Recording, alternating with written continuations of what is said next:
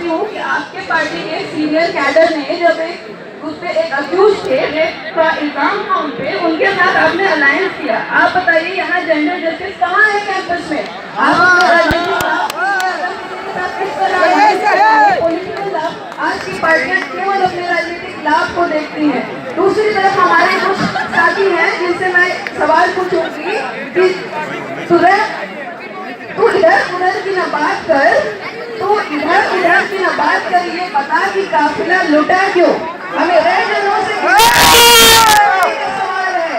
आप बताइए, आप जो है पॉलिटिक्स करते हैं राम मंदिर पे, आप पॉलिटिक्स करते हैं हिंदू मुसलमान पे, आप समाज गरीब की बात करते हैं, आप समाज मुसलमानों की बात करते हैं, आप क्रिश्चियन की बात करते हैं, आप सेंटर में आप यहाँ हिंदी हिंदू हिंदुस्तानी की बात करते हैं, आप मॉरिशस में हिंदी सम्मेलन की बात करते हैं। कैंपस में सिख कट हुआ, हिंदी सेंटर में 99% लोगों को फेल कर दिया गया और आपने इस पे क्यों नहीं कुछ बोला?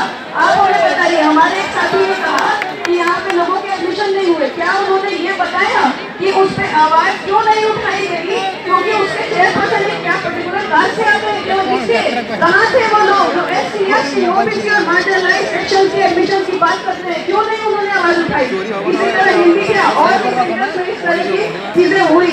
SC ST कानून को ब्रिटिश सरकार ने SC ST कानून के सुप्रीम कोर्ट की ऑब्जर्वेशन जिसके अनुसार ये कहा गया था कि इसमें कई तत्वों के हक जो है उनके फंडामेंटल राइट का हनन हो रहा है, उसके बावजूद आप पार्लियामेंट में कानून लाके उसे खारिज कराते हैं। ये क्या है?